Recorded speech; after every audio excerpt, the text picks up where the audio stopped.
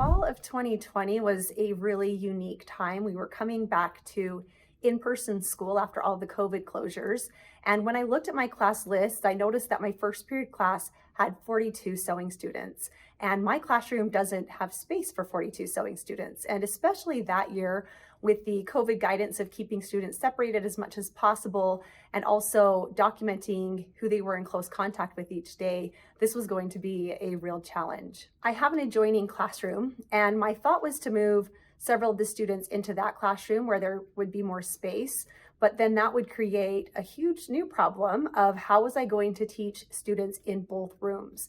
So the thought came to me that perhaps I could use the iPads that I had so that I could teach the same lessons that I'd always taught, but rather than teaching them live, I could create some online lessons for my students. I started with the slideshows that I already had, and then I just enhanced them. So I took whatever I would have said in a live lesson, and I just made some short audio clips that I added to the Google Slides. This method was great because it was so flexible. If I wanted to change the order of the slides, or if I wanted to edit what I had said or add additional slides or details, it was just really easy to edit. At this point, I really didn't know what blending was. I was just trying to come up with a solution to a problem that I was facing, but very quickly, I noticed that there were many unintended and also unexpected benefits to using this method.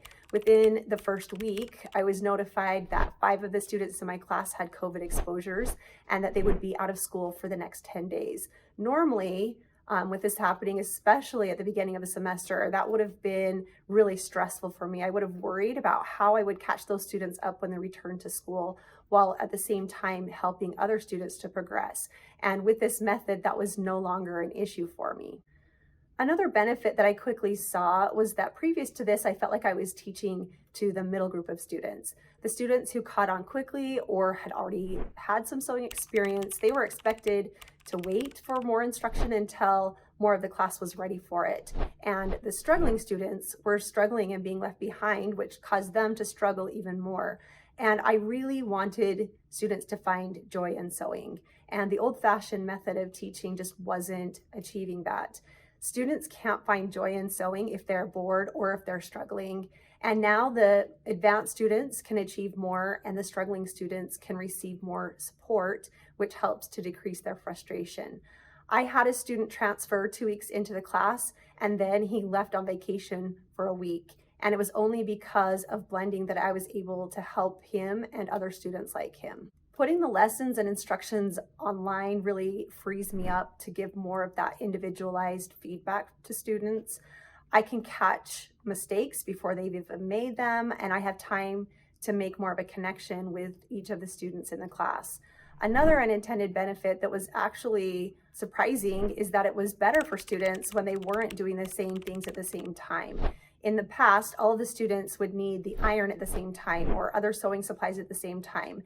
And now the need for those things are more staggered, so it creates less wait time and makes class time more efficient. On the last lesson, I asked the students to complete a survey, and every student so far has voted in favor of the blended classroom. And both teacher and student satisfaction has been improved through blending.